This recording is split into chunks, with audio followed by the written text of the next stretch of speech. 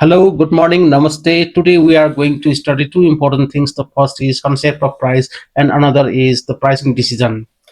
The concept of price can be started as the price can be defined as the exchange value of goods and services.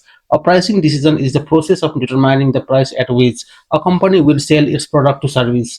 This decision is crucial as it directly impacts a company's revenue, profitability, market share, and competitive positioning. Pricing decisions are influenced by various internal and external factors and involve strategic considerations to achieve the specific business objectives. In management accounting, pricing decisions are critical as they directly affect a company's profitability, market positioning, and strategic goals. There are so many factors that affect pricing decision of a product. Among them, the factors can be categorized as internal determinants and external determinants.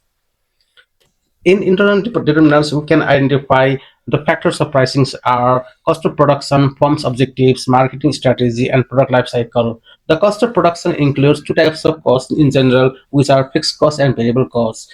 The fixed costs are the costs that do not vary with the production volume, such as rent, salaries, and insurance, whereas variable costs vary directly with the level of production size, including raw materials and labor costs. Another factor is the company's objective, that means firm's objective. The firm's objective may be profit maximizing goal, sales volume maximizing goal, market share capture, and brand positioning. These companies' objectives are also one of the influencing factors of the pricing decisions. And the third is marketing strategy. Marketing strategy includes the promotional strategy and distribution cost. Promotional strategy includes discounts and special offers, and distribution costs associated with different distribution channels can affect also pricing. Last one is the product life cycle. There are four stages in product life cycle, which are introduction stage, growth stage, maturity stage, and decline stage. And the firm may have pricing policy in each stage of the product life cycle. In introduction stage, the firm may charge pricing that may be high or low to enter the market and depends on the skimming strategy and penetration strategy. Whereas in growth stage, the pricing might be adjusted based on market acceptance, and in maturity stage, competitive pricing to maintain the market share. And then in decline stage, price might be reduced to clear out the stock of inventory. On the other hand, the external factors include market demand, competition, economic conditions, consumer perceptions and preference, regulatory environment, supply chain factors, technological changes, and cultural and social factors. A firm may be concerned with two types of pricing for external sales and for internal transfer between the department of same organizations. Pricing for the customers, most widely methods are full cost pricing and ROI pricing, where are under the internal transfer, general transfer pricing rules is mostly used. In full cost pricing, selling price is defined as the cost per unit plus desired profit.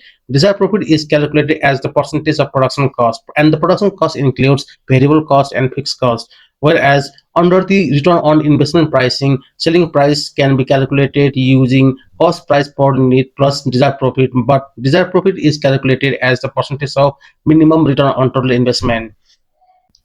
Now we are going to calculate selling price per unit under the return on investment method. From one example, the information of the example are that the following information is provided. Estimated sales per year is 15,000 units. Variable cost per unit is rupees 30 per unit. Fixed cost per year is rupees 3 lakh.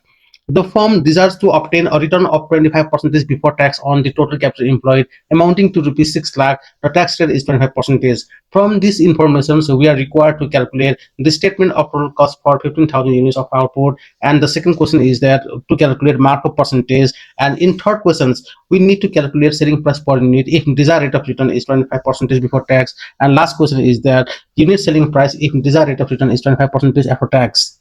According to serial of questions, we prepare at first cost statement for the production of 15,000 units. In cost statement, the cost starts from the variable cost, which is rupees 30 per unit. So the total variable cost results rupees 4 lakh 2,000, and the fixed cost remains same at rupees 3 lakh. Therefore, total cost results rupees 7 lakh 2,000, and cost per unit is rupees 50. To calculate markup percentage, first of all, we need the information of capital employed and return on investment. From the information of capital employed and rate of return on investment, we have to calculate desired profit before tax. Desired profit before tax equals to capital employed multiply return on investment. Rupees 6 lakh multiply 25 percentage. As a result, we get the desired profit before tax as rupees 1 lakh 3,000. We calculate markup percentage by using the formula of desired profit before tax divided by total cost multiply 100 percentage. Therefore, 20 percentage is the result of markup percentage, and then we can calculate selling price by using 20 percentage markup percentage using the formula of cost per unit plus cost per unit multiplied by markup percentage. Therefore, the selling price results to be 60. At last, we are asked to calculate selling price per unit when desired rate of return is 25% after tax. For this purpose, first of all, we calculate desired profit after tax by using capital employed and return on investment, which results to be 1 lakh 2,000. Then after, we convert it before tax. Our desired profit before tax results to be 2 lakh, and this rupees 2 lakh is used to calculate markup percentage. The markup percentage based on rupees 2 lakh desired profit before tax results 26.67 percentage, and then selling price per unit will result rupees 63.33 percentage based on markup percentage of 26.67 percentage. At last, we have to understand how to calculate selling price per unit under the return on investment method.